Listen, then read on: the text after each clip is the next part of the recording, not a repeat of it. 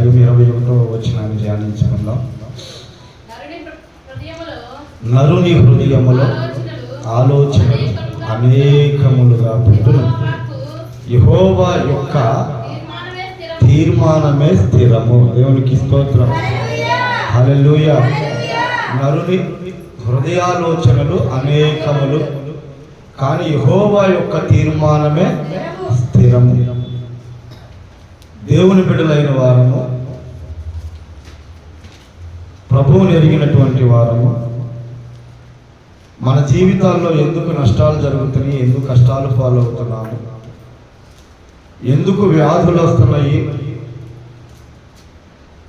ఎందుకు మనము ఆర్థికంగా బహు పేదరికాన్ని అనుభవిస్తున్నాము, ప్రతి క్రైస్తవుడు ఆలోచన చేసుకోవాలి.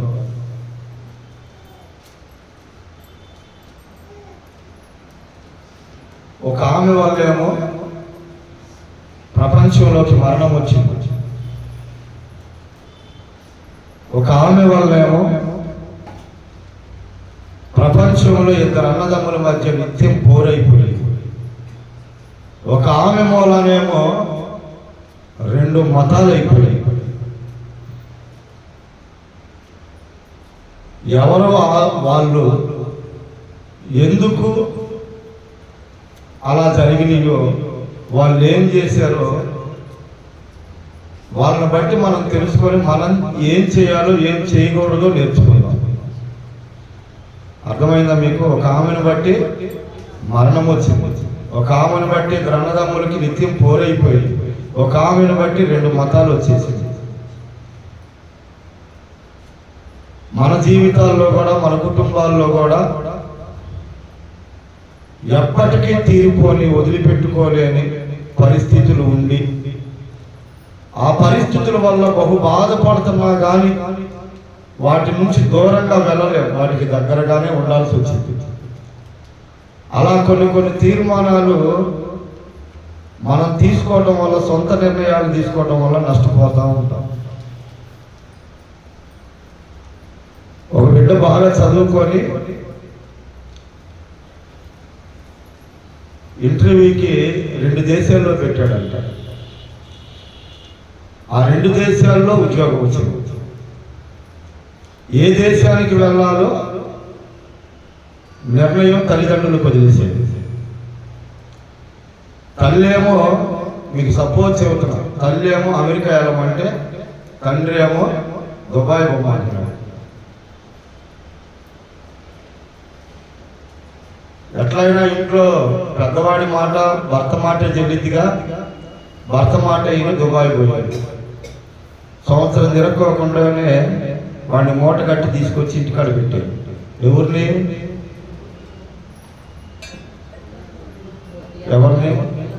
మూట కట్టి ఇంటికి తీసుకొచ్చి పెట్టింది? కొడుకుని. వాళ్ళ కుటుంబము ప్రభు కుటుంబమే, ప్రార్థనా పరులే, దేవుడు ఎరిగిన కుటుంబమే. దేవుడు ప్రేమించి, దేవుడు ఆశీర్వదిస్తే వాళ్ళు ఆ బిడ్డను అంత పెద్ద చదువు చదివించారు. చదివించిన తర్వాత ఉద్యోగాలు వస్తే 2 దేశాల్లో తల్లి నిర్ణయము, తండ్రి నిర్ణయము ఏదో ఒకటి తీసుకోవాల్సిన పరిస్థితి వచ్చింది. తండ్రి నిర్ణయం తీసుకున్నాడు. తండ్రి నిర్ణయం వల్ల ఎవరు ఏం మాట్లాడలేకపోయారు. 1 సంవత్సరానికే వాడిని చాప చుట్టి ఇంటికి తెచ్చిపెట్టారు, అంటే చచ్చిపోయాడు. అది ఏ కారణం వల్ల చనిపోయాడు అన్నది మనకు అనవసరం. నేను మీకు ఎందుకు ఈ మాటలు గుర్తు చేస్తున్నానంటే, వాళ్ళు దేవుని బిడ్డలు కదా, వాళ్ళు ప్రభువుని ఎరిగిన వాళ్ళు కదా. నీకు 2 అవకాశాలు దేవుడు ఇచ్చినప్పుడు, ఆ 2 అవకాశాల్లో దేనిలోకి వెళ్ళాలో నువ్వు నిర్ణయం తీసుకోకూడదమ్మా, నేను నిర్ణయం తీసుకోకూడదమ్మా. దేవుని చిత్తం ఏంటో తెలుసుకోవాలి. ఇంకా అర్థమైందా? 6000 సంవత్సరాల క్రితము మొట్టమొదటిగా ఆదాముని అవ్వని దేవుడు సృజిస్తే, అందులో ఆయన ఏదేను తోటలో వాళ్ళని పెట్టాడు. అన్ని ఫలాలు తినండి అయ్యా అన్నాడు. ఒక్క ఫలం మాత్రం తినవద్దని చెప్పాడు.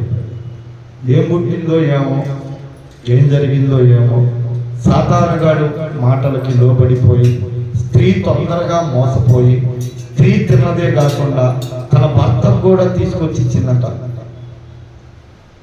కనీసం ఆదాము, అమ్మా దేవుడు తినొద్దని చెప్పాడు, ఎందుకు నువ్వు తిన్నావు, తినకూడదు కదా, తప్పు కదా, మళ్ళీ నువ్వు తిన్నది కాక మరలా నువ్వు తీసుకొచ్చి నాకిస్తున్నావు, ఇలాంటి పొరపాటు మనం చేయకూడదమ్మా అని ఆదాము ఖండించినట్టయితే బాగుండేది.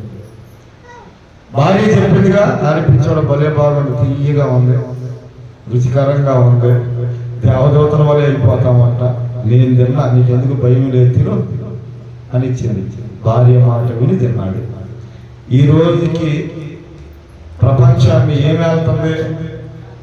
మరణం వెళ్తుంది. అప్పటి వరకు మానవుడికి మరణము లేదు, మరణం వెళ్తుందమ్మా. వాళ్ళు అప్పుడే దేవుడు చెప్పిన మాట మనం మేరకూడదు.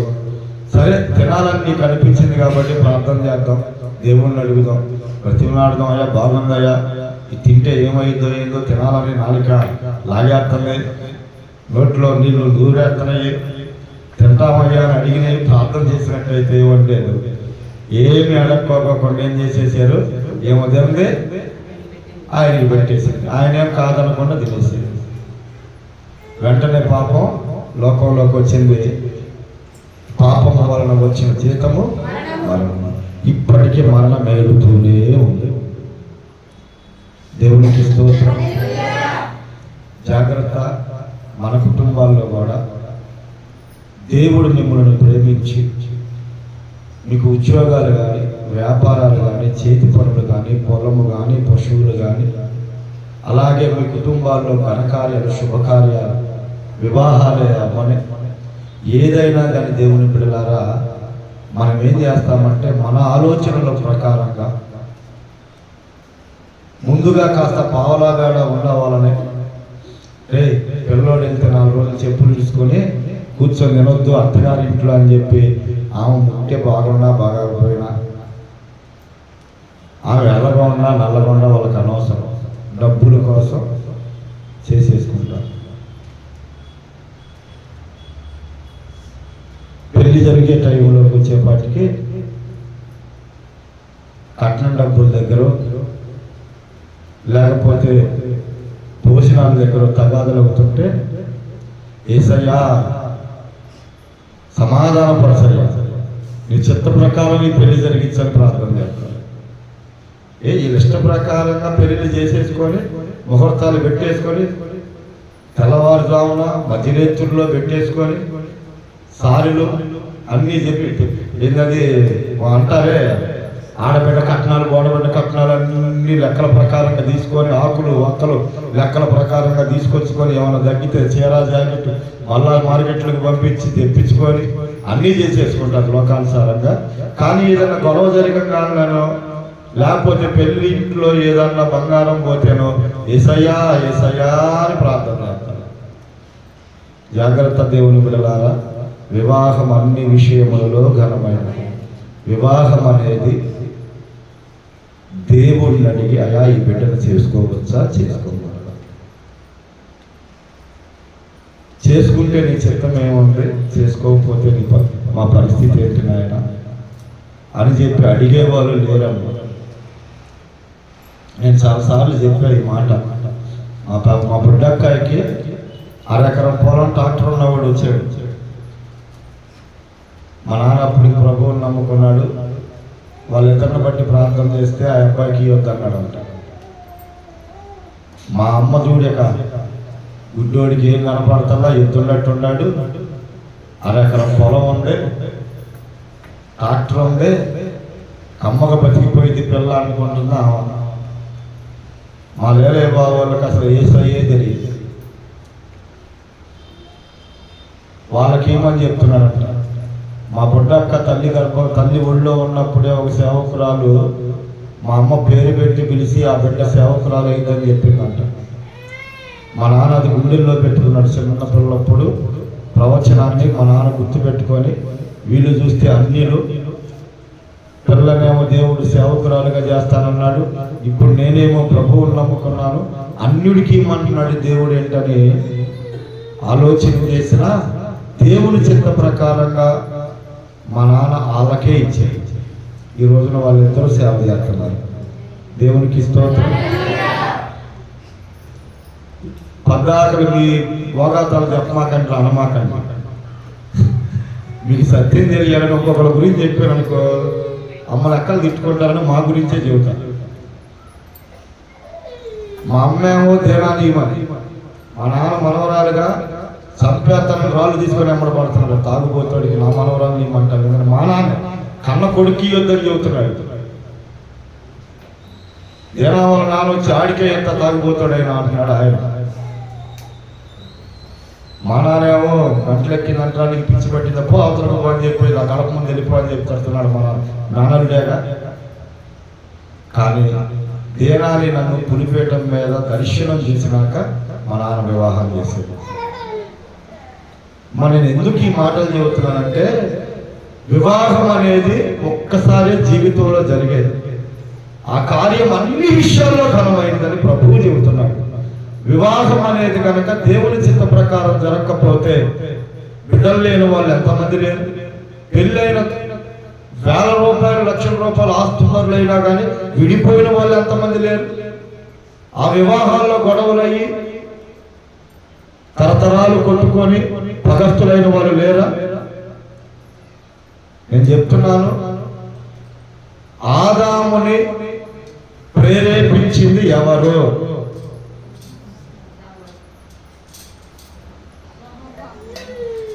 ఆమె గందే తీసుకొచ్చి నువ్వు కూడా తినాలి.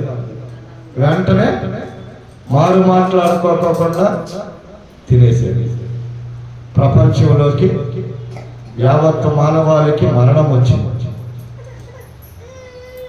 సరే, మీకు ఇంకో విషయాన్ని నేను మీకు గుర్తు చేస్తాను.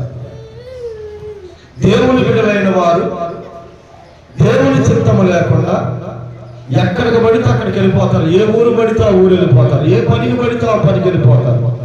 ఏ ఉద్యోగానికి పడితే, ఏ వ్యాపారం పడితే ఆ వ్యాపారం చేసేస్తా ఉంటారు. అబ్రహాము గారిని దేవుడు పిలిచాడు. అమ్మా, అబ్రహాం గారిని దేవుడైనా పిలిచింది. శారమ్మ గారు అబ్రహాం గారు కలిసి కనాను వచ్చారు.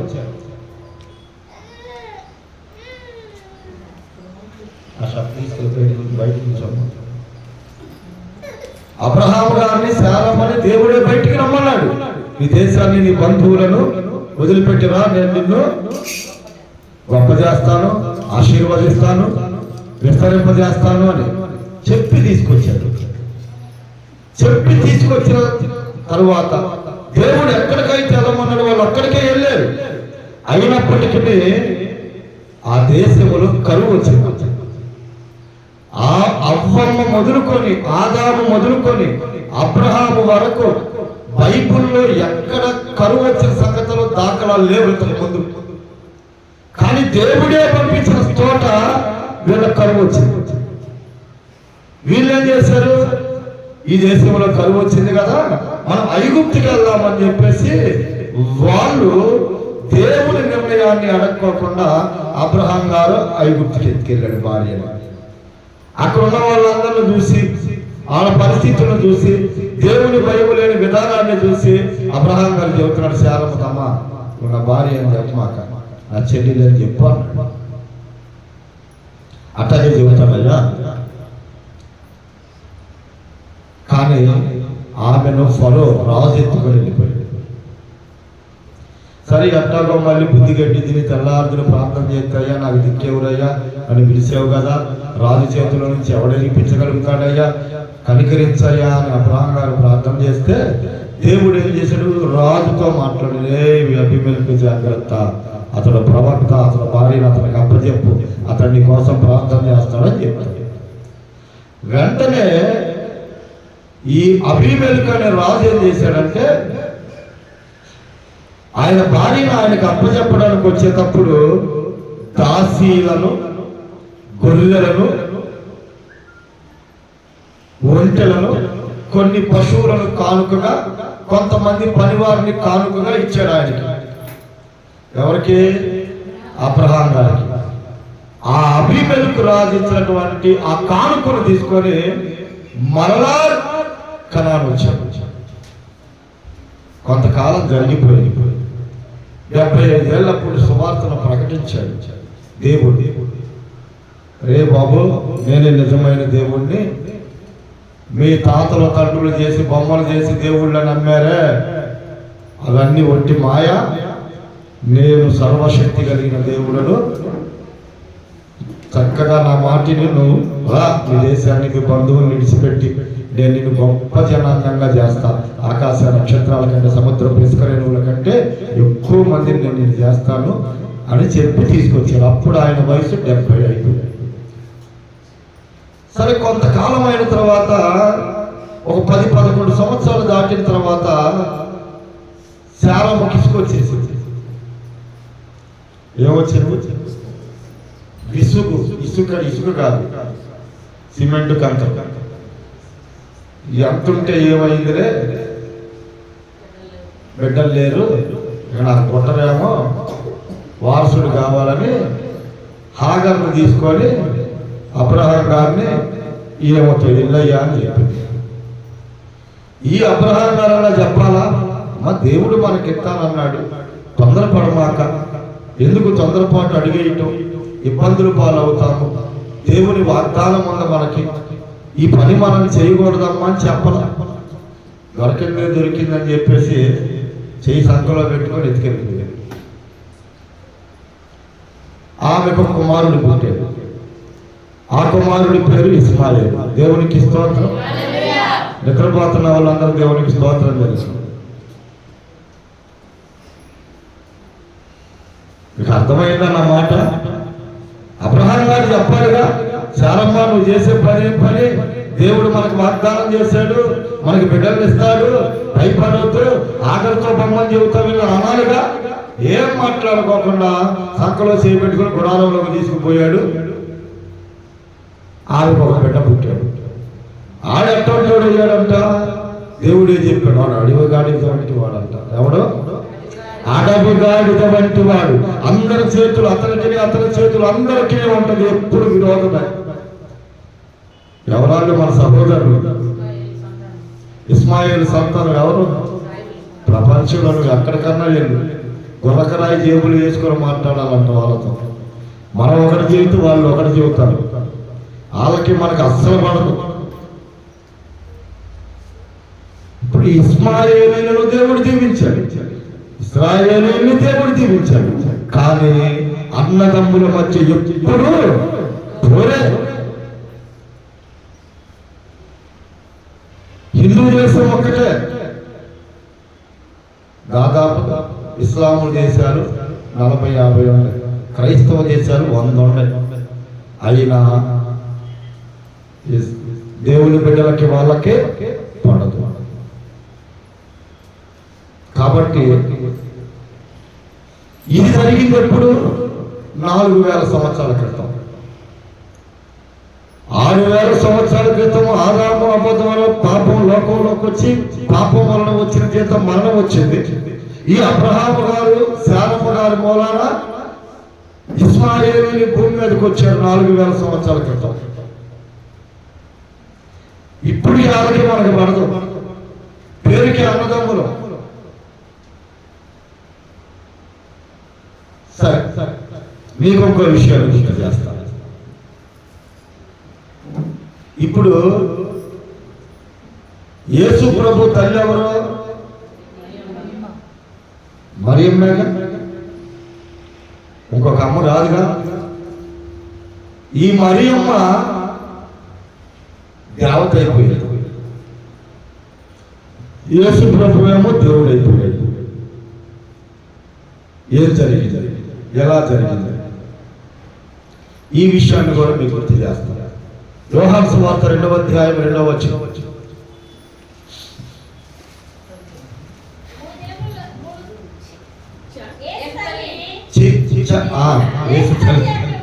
చక్కగా చదవండమ్మా, స్పష్టంగా చదవండమ్మా. యేసు తల్లి అక్కడ ఉండెను. యేసును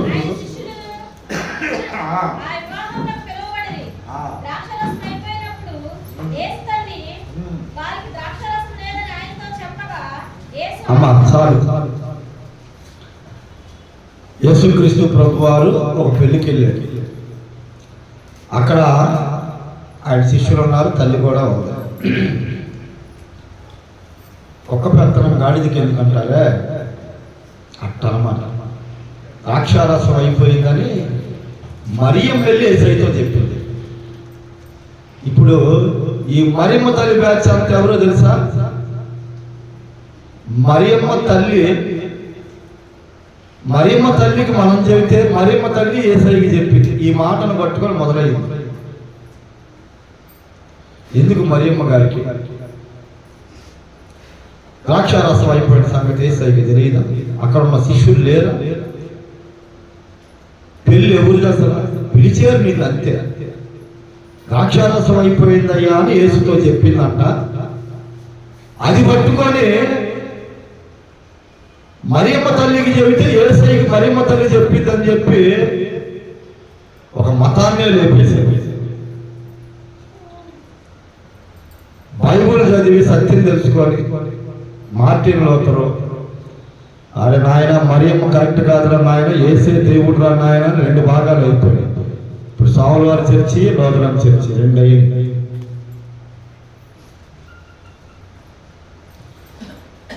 సత్యం ఏంటి? నిజమేంటి? చూడండి, మత్తయి సువార్త 2వ అధ్యాయం 10వ వచనం.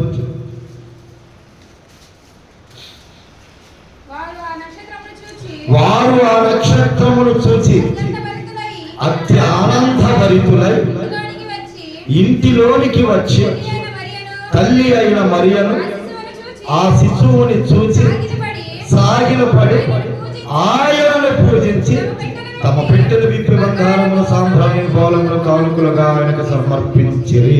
హల్లెలూయా, దేవునికి స్తోత్రం. అమ్మ, ఇప్పుడు వచ్చిన వాళ్ళు ఎవరు?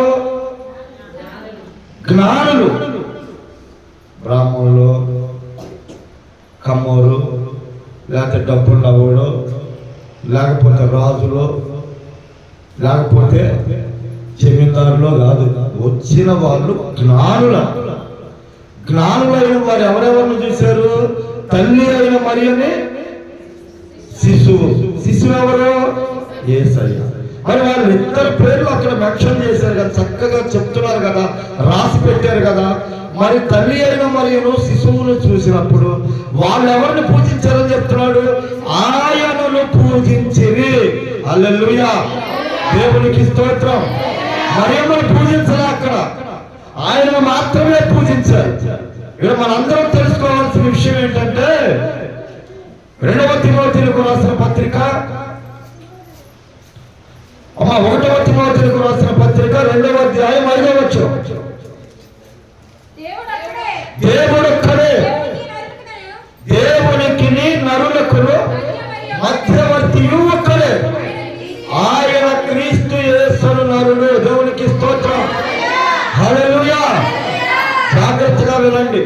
మనం ఎవరికి ప్రార్థన చేయాలంటే తండ్రికి ప్రార్థన చేయాలి. ఎవరి నామాన ప్రార్థన చేయాలంటే యేసు నామాన ప్రార్థన చేయాలి. తండ్రికి నీకు మధ్యవర్తి ఎవరు? యేసే. మరి ఎక్కడి నుంచి వచ్చింది? ఏమి లేదు, ఒక మాట. అయ్యా ద్రాక్షారసం అయిపోయిందని యేసయ్యతో అందంతే. ఎవరో? మరియమ్మ. అయ్యా ఆఖరితో పోవాలి. ఎవరు? అయ్యా నేను తిన్నా భలే ఉంది, నువ్వు కూడా తినాలి. ఎవరు వీళ్ళందరూ? ఎవరు వీళ్ళందరూ? స్త్రీలు. ఇప్పుడు చెప్పండి, సంఘంలో స్త్రీలు మాట్లాడచ్చా? ఏడుంటున్నావు నువ్వు? చెప్పేది 6000 సంవత్సరాల క్రితం ఆదామును దేవుడు సృష్టించినప్పుడు భార్య మాటిని పండు తిని మరణం తీసుకొచ్చాడు. 4000 సంవత్సరాల క్రితం శారమ్మ మాట విని అబ్రహాం గారు అన్నదమ్ములకు పోరు తీసుకొచ్చాడు. 2000 సంవత్సరాల క్రితం మరియమ్మ 2 మతాలను తెచ్చింది. ఒక్క మాట నలకుండా ఉండొచ్చుగా. అయ్యా ద్రాక్షారసం అయిపోయిందని చెప్పింది అంతే. ఇక అది పట్టుకొని మన బాధలన్నీ మరియమ్మకి చెప్తే మరియమ్మ యేసయ్యకి చెప్పింది. యేసయ్య మన బాధలు తీసేస్తారని మరియమ్మను పూజించడం ప్రారంభించారు. జాగ్రత్త, దేవుడు అందుకే సంఘములో స్త్రీ మౌనంగా ఉండాలి. స్త్రీకి శిరస్సు పురుషుడు. మనం ఏ సలహాలు ఇస్తున్నామో ఒక్కసారి ఆలోచన చేసి సలహాలు ఇవ్వండి. మాట అన్నీ అడుగుతాడు. నేను చెప్పింది ఒక్కరు చేయడు అని పక్కన భర్త గురించే. వీడు ఒక్కసారి నా మాట అన్నాడా, నా మాట వింటే జరిగేదా అని ఏమి తిట్టినా తిట్టుకోదండి మొగుళ్ళు కూడా. అమ్మ నీ మాట ఎందుకు వినాలి? అసలు ఆయన మాట ఆయన ఎందుకు చేయాలి? అడగాల్సిన ఆయన అడగాలి కదా. దైవ నిర్ణయ ప్రకారం మన జీవితాలు ముందుకెళ్ళాలి కదా. నీ జీవితంలో వివాహం జరగాలన్నా, నీ జీవితంలో ఒక ఉద్యోగం, ఒక వ్యాపారం కావాలన్నా, అయ్యా ఇది నీ చిత్తమా కాదా అని అడిగేటువంటి ఆలోచన నీకు రావాలిగా. ఎంత అయిపోయింది పిల్లని ఎందులో జరిపిస్తే బాగుంటుంది మీ నిర్ణయాలు అని. ఆడికేమో చిన్నప్పటి నుంచి పగిలిపోయిన లైట్లన్నీ ఏరుకొచ్చి ఆ జనప్స్ ఏరియా అన్ని దానికి ఒక వైరు దీనికి వైరు పెట్టి ఏదో ప్రయత్నాలు చేస్తూ ఉంటాడు. వాడికేమో ఎలక్ట్రీషియన్ వెళ్ళింది, నువ్వేమో వాడిని పోలీసు వాడు లాయర్ అవ్వాలని ఉద్దేస్తాను. అసలు దేవుడిని అడగండి. మీకు అర్థమవుతుందన్న మాట. కేవలం ఆదాము తన భార్య మాట విని లోకంలోకి మరణం తెచ్చారు. శారమ్మ మాట విని భార్య మాట అబ్రహాము అన్నదమ్ములకు పోడు తెచ్చేసారు. కేవలం మరియమ్మ మాట వల్ల 2 మతాలు వచ్చేసాయి.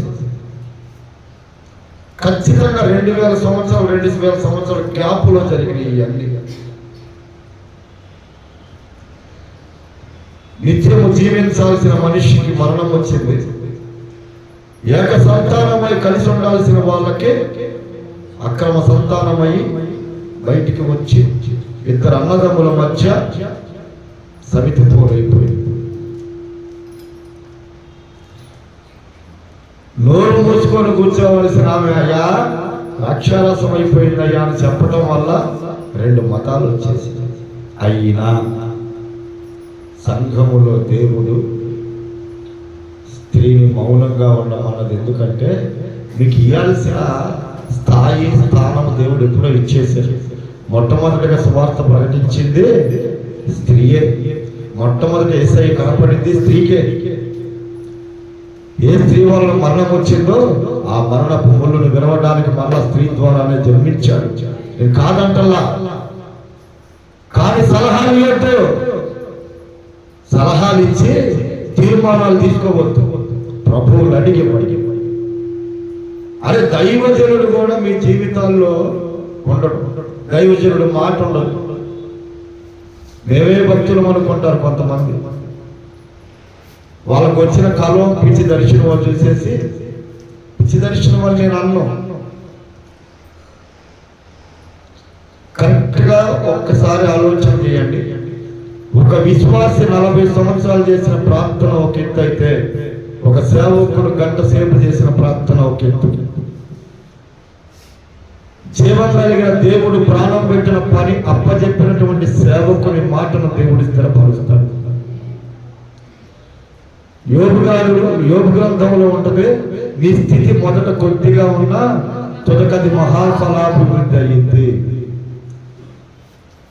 కొన్ని రహస్యంగా చేసేస్తారు దేవుని బిడ్డలారా, కొన్ని రహస్యంగా చేసేస్తారు, ఎవరికి తెలియకూడదు.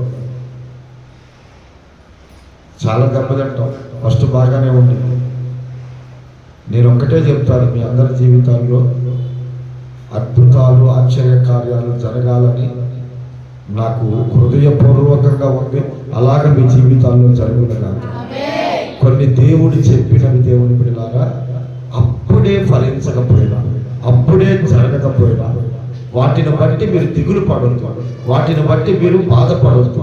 ఎందుకంటే చెప్పిన దేవుడు ఖచ్చితంగా నిన్ను దీవిస్తాడు, ఖచ్చితంగా నీకు ఆశీర్వాదం ఉంటుంది.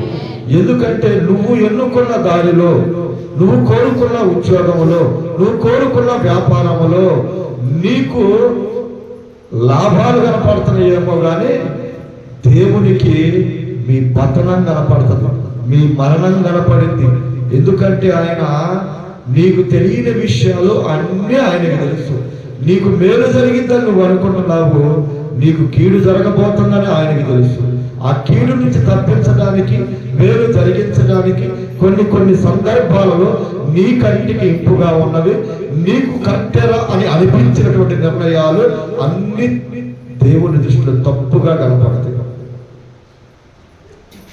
మీకు అర్థమైందన్నమాట. శారమ్మను దేవుడు కాగా ఎన్నుకుంటే అమ్మా జనములకు తల్లిగా శారాయి అని అనబడదట, శారా అనబడదు నీ పేరు. నీక నుంచి నువ్వు జనములకు తల్లి దేవుడే ఎన్నుకుంది. మరి ఆమె ద్వారానే ఇప్పుడు ఈ బాధ. హవ్వమని చేసింది ఎవరు? ఆదాము ఒంటరిగా, నరుడు ఒంటరిగా ఉండడం మంచిది కాదని పక్కటెముకల్లో ఒక ఎముక తీసి ఆయన మాంసంలో కొంత మాంసం తీసి స్త్రీగా చేస్తే ఆయన చేసిన స్త్రీయే లోకంలో ఒక మరణం తీసుకొచ్చింది. ఇశ్రాయేలులందరిలో పరిశుద్ధురాలుగా, నీతిమంతురాలుగా, భక్తిపరురాలుగా దేవుడే మరియమ్మను కోరుకోలేదా? కోరుకున్నాడా లేదా? మరియమ్మ గర్భానే యేసయ్యను ఎందుకు ఇచ్చాడు? ఆమెను దేవుడు కోరుకున్నాడు. పరిశుద్ధంగా ఉంది, యథార్థంగా ఉంది, భక్తిపరురాలుగా ఉంది. అలాంటి మరియమ్మ ద్వారానే ఇప్పుడు 2 మతాలు అయిపోయాయి. మిమ్మల్ని నేను తప్పట్లా, కరెక్ట్గా అందరం దేవుని బిడ్డలమేనమ్మా. కొన్ని సందర్భాలలో మనకు తెలియకోకుండానే మనం తీసుకునే నిర్ణయాలు మన జీవితాలకి, మన కుటుంబాలకి బహు నష్టం కలుగు చేస్తాయి. అందుకే ఇందాక సామెతల గ్రంథంలో నేను ఆ మాట చెప్పింది, నరుని హృదయాలోచనలు అనేకములు కానీ యెహోవా యొక్క తీర్మానమే స్థిరము. నువ్వు దేవుని చిత్తాన్ని అడిగి ముందుకెళ్ళు. మొదట నీ స్థితి కొద్దిగా ఉన్నా తొలకది మహాఫలాభివృద్ధి. హల్లెలూయా. దేవునికి స్తోత్రం, దేవునికి స్తోత్రం. అర్థం చేసుకోండి దేవుని వాక్యాన్ని. పెద్దదాన్ని నేను చెబితే వెళ్ళావాడు, పెద్దోడిని నేను చెబితే వెళ్ళా.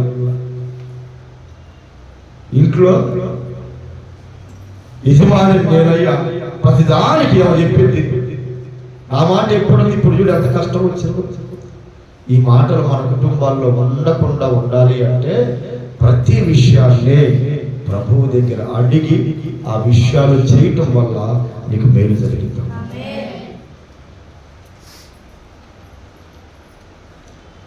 నీ ఇంట్లో అందరిళ్ళ కంటే విలువైన వస్తువులు లెక్కలేనన్ని ఉండొచ్చు, కానీ అవన్నీ యథార్థంగా నీతి యుక్తముగా ఉన్నాయా? దేవునికి ఇష్టమైనవేనా అవి?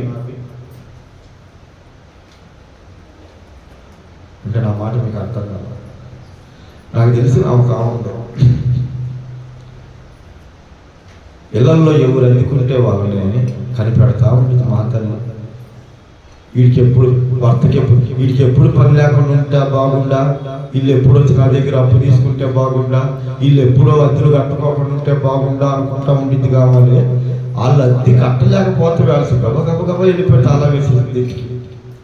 ఏంద్రా బాబు ఇంటికి తల వేసిందంటే సామాన్లు ఇంట్లోనే ఉండేవి. ఎంతమంది సామాన్లుగా చేసిందో మహాతల్లి. రేపు ప్రభు అడిగితే ఆమె లెక్క చెప్పింది చెప్పండి. యోబు గారు లాగా మనం ఈ మాట అనగలుగుతాము. ఏంటది? నీ ఇంటి వస్తువులు లెక్క చూసుకుంటే ఒక్కటి కూడా తక్కువ అవ్వదు. నీ జ్ఞానం కొద్ది కొనటం కాదు, నీ జ్ఞానం కొద్ది ఏదో అయితే ఏమిలే వచ్చేసిందిగా ఉండగా రేపు ఉపయోగపడిద్ది అనుకోవద్దు. ఎందుకంటే ఒక జీవమునకు వాని కలిపి వాని కలిమికి ఒకరి జీవమునకు కలిమి అక్కడికి రాదు. ఆ ఉగ్రత దినమున ఆస్తి అక్కడికి రాదు. ఉగ్రత దినమున ఆస్తి అక్కడికి రాదు. బైబిల్ గ్రంథం చెబుతుంటే విస్తారమైన ధనం ఉండటం కంటే నీతితో కూడా కొంచెం కలిగి ఉండడం మేలు అని. హల్లెలూయా, హల్లెలూయా, దేవునికి స్తోత్రం. అమ్మాయి, ఆత్మీయులను పడగొట్టే ఆయుధం ఏదైనా ఉంది అంటే ధనమే. గుర్తుపెట్టుకోండి, ఆత్మీయులను ఆత్మలో నుంచి పడగొట్టేది ఏదైనా ఉంది అంటే ధనమే. యేసయ్య స్వయంగా చెప్పాడు, ధనాపేక్ష సమస్తమైన కీడులకు మూలం. ఉగ్రత దినమున ఆస్తి అక్కడికి రాదు. ఐశ్వర్యం పొందు ప్రయాసపడుకో, అట్టి అభిప్రాయం నీకు కలిగినా దాన్ని విడిచిపెట్టుకో. కేవలం భర్తలకు సలహాలు ఇచ్చే వాళ్ళు ఎవరైనా ఉన్నారంటే ఆడవాళ్ళు, భార్య, తప్పులేదు, ఇవ్వు. కానీ నీ మాట పోతే దేవుని మాట చెప్పాలి. అరే ఇప్పుడు నేను కళ్ళు కనపడతానే ఉండే నాకు ప్రాణి మీద ఇదేముంది, ఇది పడవద్దు. ఆశ ప్రాణిమాలనే ఆ ఫ్యాన్ తగిలితే ఇదంతా కదిలిద్దని నాకు తెలుస్తుంది. అయినా పిల్ల చెప్పింది కానీ వేసాను, మొత్తం వెళ్ళిపోయింది. ప్రాణి చాలా ఆగిపోయింది, వేయకుండా. అంటే మీకు అర్థమయ్యేటట్టు చెబుతున్నానమ్మా, శోధించమనకండి. ఆ మాట ఎట్టలేదు, ఎన్ని చెప్పినా అందుకే ఎట్ట జరిగిందని భర్తలకు శాపనార్థాలు పెట్టద్దు, బిడ్డలకు శాపనార్థాలు పెట్టాలి. నేను చెప్పినప్పుడు విన్నట్టయితే నీకు ఆ దెబ్బ తగిలేది కాదు కదా, నువ్వు అడ్డు పోకుండా ఉంటే బాగుండేది కదా అన్న మాటను అనొద్దమ్మా. దేవుని దైవాలు, దేవుని బిడ్డలారా, మీరు ఏం చెప్పాలన్నా మీ బిడ్డలకి, వాళ్ళ భవిష్యత్తులకి, నీ భర్తకి ఏం చెప్పాలన్నా ప్రార్థన చేసి ప్రభువుని అడిగి నువ్వు చెప్పు. లోకానుసారమైన వాళ్ళు వేరు, నేను వేరయ్యా అనొద్దు. అవ్వమ్మ కంటే నువ్వు భక్తురాలివి కాదు దేవునికి. దేవుడే ఆమెతో కలిసి నడిచాడు. శారమ్మ కంటే గొప్పదానివి కాదు. శారమ్మ పేరు మార్చి 90 ఏళ్ల వయస్సులో ఆమె గర్భాన్ని తెరిచినటువంటి దేవుడు ఆయన. ఆమె వల్లే తేడా పడింది. మరియమ్మ ఎవరో కాదు, ప్రపంచ జనాల్లో భూమి మీద ఎవ్వరి పరిశుద్ధురాలుగా ఉన్నారని దేవుడు తేరిపార చూసి మరియమ్మని ఎన్నుకున్నాడు యేసయ్య గర్భారం పొందడానికి. అలాంటి వారి ద్వారా ఏం జరిగింది? నష్టం జరిగింది. అందుకే సంఘంలో స్త్రీ మౌనంగా ఉన్నారు. నేను ఒకటే చెప్తున్నా దేవుని బిడ్డలారా, ఎప్పటికప్పుడు నువ్వు ఒక వ్యాపారం చేయాలన్నా, ఒక స్థలం కొనాలన్నా,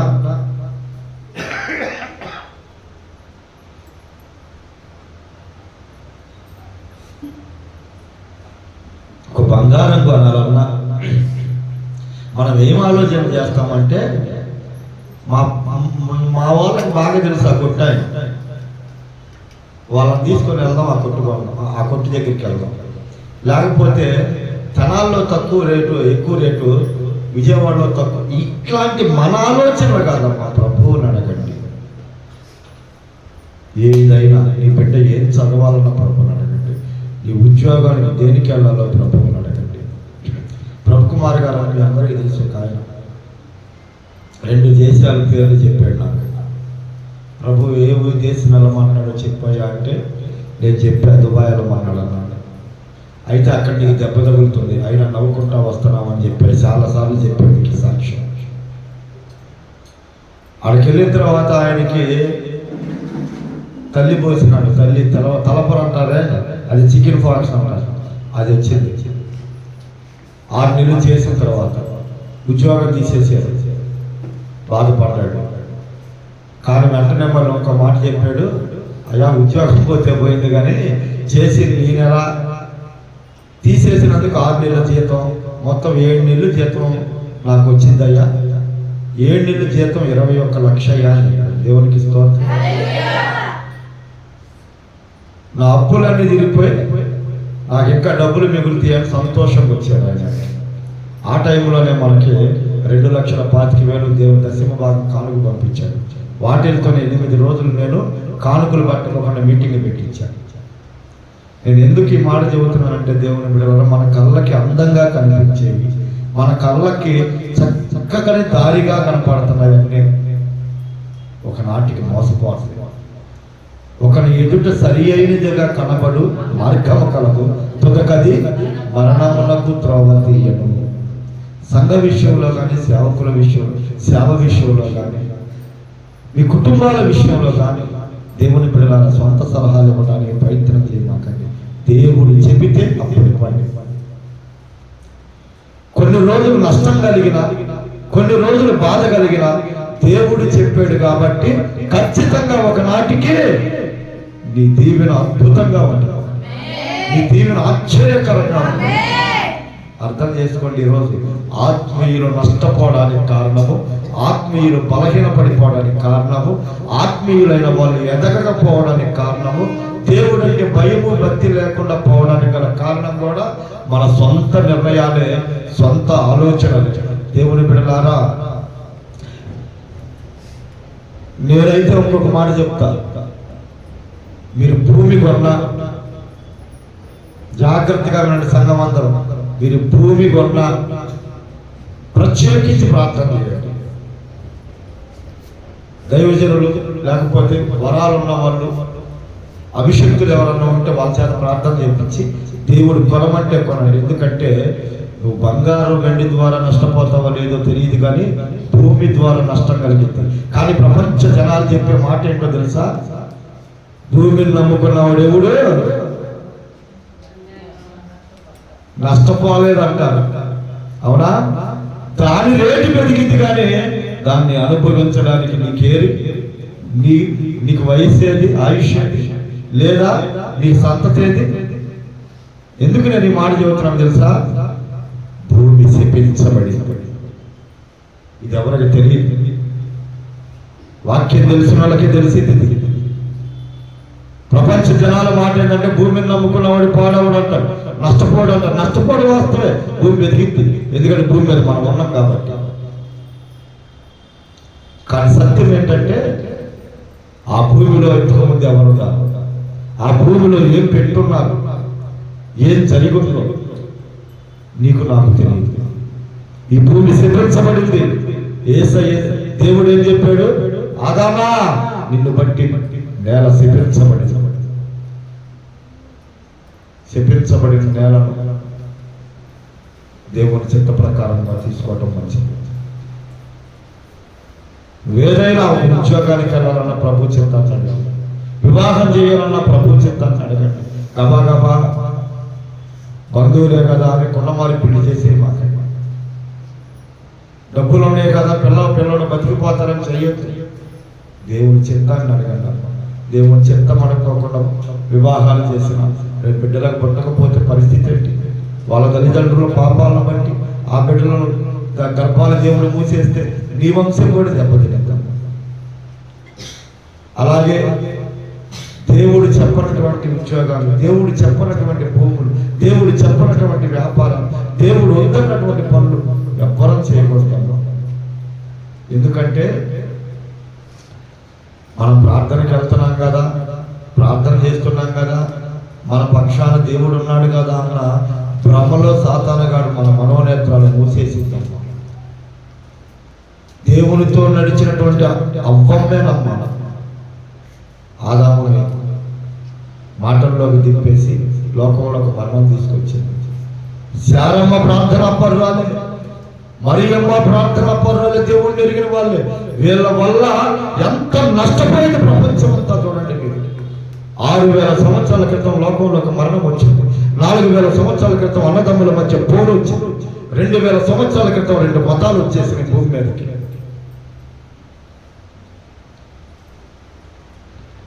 నీ వల్ల నా వల్ల నష్టం కలగకూడదు. కాబట్టి నేను చెప్పేది ఒక్కటే, దేవుని బిడ్డలారా, ఎవరి మీద ఆధారపడద్దు. కొంతమంది అంట గుర్రాలను బట్టి, కొంతమంది రథములను బట్టి అతిశయపడతారంట. ఇంకొందరు ఉన్న ధనాన్ని బట్టి, బలాన్ని బట్టి, అందాన్ని బట్టి, బంధు బలగాన్ని బట్టి, అధికారాలను బట్టి అతిశయపడతారు. దేవుని బిడ్డల మన అతిశయం అది కాదు. ఒకవేళ పౌలంటాడు ఒక మాట, ఒకవేళ అతిశయించాల్సి వస్తే ప్రభువుని బట్టి అతిశయించాలి. హల్లెలూయా, దేవునికి స్తోత్రం, దేవునికి స్తోత్రం. అందరూ మీకు చిన్న విషయం చెప్తా, ఇది చాలాసార్లు చెప్పా, మీకు పోరే కొట్టవచ్చు, కానీ వాక్యానుసారంగా చెప్పాల్సి వస్తుంది. అందరూ అక్కడ మందిరం తీసుకోండి అన్నారు. దేవుని చిత్రం ఇక్కడికి వెళ్ళిపోమన్నాడు. ఇక్కడ మందిరం దేవుడు ఏర్పాటు చేశాడా లేదా? ఏర్పాటు చేశాడా లేదా? అక్కడ మందిరంలో వాక్యం చెబుతుంటే ఇటు ఒకరు చెబుతాడు, అటు ఒకరు చెబుతాడు, అటు ఇంకొక ఆమె వచ్చింది. ఇప్పుడు మా చెంట ఉన్నాడు అని గేటు దగ్గర అడిగాలి. హల్లెలూయా, దేవునికి స్తోత్రం.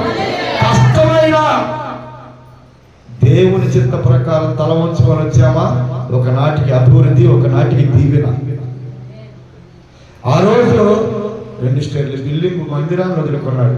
ఇక్కడ చూడు, పాకాలో ఉన్నాడు, పట్టాల్లో ఉన్నాడు, చెక్కలు కట్టుకున్నాడు అన్నాడు. ఈ రోజున ప్రశాంతంగా లేదు, ఏసీలో కూర్చోవాలా.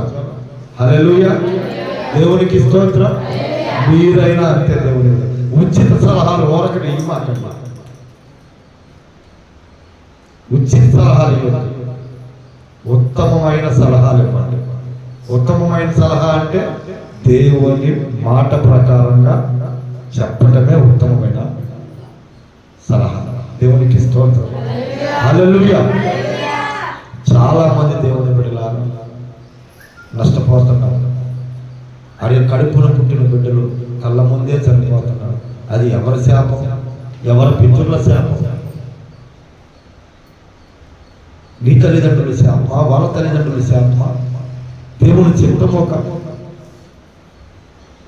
నువ్వు ఆ రోజే తెలుసుకుంటే నీకు ఆ బాధ, నీకు ఆ కష్టం, ఆ శ్రమ నీకు రాదుగా. అర్థం చేసుకోండి అమ్మా. కాస్త బాధ అయినా, కాస్త కష్టమైన, కాస్త పేదరికమైన యేసయ్య మాట ప్రకారంగా నడవండి. శాశ్వత కాల జీవము దీవెన నీకే ఉంటుంది. దేవునికి స్తోత్రం. హల్లెలూయా, హల్లెలూయా. నాకు తెలిసిన సలహా ఏంటంటే, నువ్వు ఏది తీసుకున్నా ఖచ్చితంగా సంఘ బిడ్డల సహవాసములో, సంఘ బిడ్డలతో కలిసి ఆ విషయంలో ప్రార్థన చేయండి. అనేకుల ప్రార్థన వలన అనేక సార్లు మన్నాపై స్థితి నుంచి తప్పుకున్న పౌలు గారే చెప్పాడు. భూమి శపించబడింది, దేవుడు ఎప్పుడు శపించేశాడు. ఆ భూమిని దేవుని చిత్తం లేకుండా కొనవద్దు.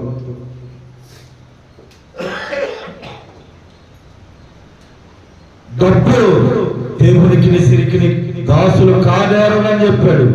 అలాంటి ధనాన్ని ప్రేమించు, దేవుడు ఇస్తాండి. నీకు అడగక ముందే ఇచ్చేస్తాడు. అయితే దాని వైపు చూడవచ్చు, అదే నీ దగ్గర వరకు ఎత్తుకొచ్చేటట్టు చేస్తాడు మన దేవుడు. ఎప్పుడు చేస్తాడు? నమ్మకమైన వాళ్ళకే మెండైన దీవెన. ఈరోజు మీరు ఒక పాఠం నేర్చుకోండి. పాఠం అంటే ఏమి లేదు, మీ జీవితాల్లో, మీ కుటుంబాల్లో ఏదైనా కార్యం జరగాలంటే దేవుని చిత్తాన్ని అడగండి. మీకు లేదా ఆ వరం, అభిషేక్తులు ఉన్నారు, సంఘం చేత ప్రార్థన చెప్పి, సేవకుల చేత ప్రార్థన చెప్పి, అయ్యా దేవుని చిత్తమైతే వివాహం జరిగించాలి. అంతేగాని ఇష్ట ప్రకారంగా చేసేసి తర్వాత సంఘానికి, సేవకుడికి, మీకు, మీ కుటుంబాలకి చెడ్డ పేరు తేవద్దు. ఆ మందిరానికే వెళ్ళిద్దాం మా అమ్మాయి చిన్నప్పటి నుంచి. ఏం సుఖమేముంది? దేవుని దైవజనుడికి చెప్పారా? దేవుణ్ణి అడిగారా వివాహం చేసేటప్పుడు? చెడ్డ పేరు, నీకు చెడ్డ పేరు, నీ కుటుంబానికి చెడ్డ పేరు, సంఘానికి, సహవాసానికి, దేవాది దేవునికి అవమానం. మీ ఇష్ట ప్రకారం ఇయ్యొద్దు, మీ ఇష్ట ప్రకారం వెళ్ళొద్దు, దేవుని చిత్త ప్రకారం వెళ్ళండి. నరుని ఆలోచనలు అనేకం, కానీ యెహోవా యొక్క తీర్మానం స్థిరమో. ఒకని ఎదుట సరి అయినది కనబడి మార్గం కలదు, తొదకది మరణానికి త్రోవ తీసింది. మనకు అన్ని మంచి అనిపించింది, మనం నష్టపరుస్తుంది. దేవుని బిడ్డలారా, దేవుని చిత్తమైంది అది కష్టమైన నీకు మేలు, నీకు జీవం. అలాగ దేవుడు మనల్ని నడిపించును కాక. అర్థం చేసుకోండి. ఈరోజు దేవుడు వాక్యం, ఈరోజు అసలు ఏం చెప్పాడు దేవుని గురించి, దేని గురించి చెప్పాడు అనవద్దు. మీకు అర్థమైందా? ఏం చెప్పాడు వీడు, దేని గురించి చెప్పాడు అనవద్దు. మీరు ఏం చేయాలన్నా, మీ కుటుంబాల్లో ఒక కార్యం జరగాలంటే, ఉద్యోగాలు మీ బిడ్డలకి రావాలి అన్నా, వివాహాలు చేయాలి అన్నా, ఒక వ్యాపారం పెట్టాలన్నా, మీ కుటుంబంలో ఇంకేదన్నా జరిగించాలన్నా, మీ ఆలోచనల ప్రకారం కాకుండా దేవుని చిత్త ప్రకారంగా ఆయన అడిగి చేయండి అని చెప్తున్నాడు. అర్థమైందా? అర్థం కాలేదా? అర్థమైతే దేవునికి స్తోత్రం లేదు. గబా గబా నిర్ణయాలు తీసేసుకొని ఏనాడన్నా పెళ్ళైన కానుంచి నా మాట ఒక్కసారి వెళ్ళేది అనుద్దాం. అర్థమైందా? అనొద్దు. ప్రభువుని అడిగి దేవుని చిత్తం చెప్పు, తప్పకుండా చేద్దాం. అంటే మీ గురించి అంటే ఊరుకోరని దేనా గురించి చెప్తున్నాం. మీ కుటుంబాల్లో కూడా ఉచిత సలహాలు భర్తలకి మాకండి. ఎక్కడైనా ఇంట్లో కూడా ఉచిత సలహాలు అందలేదు, దేవుని సలహాలు ఇవ్వండి.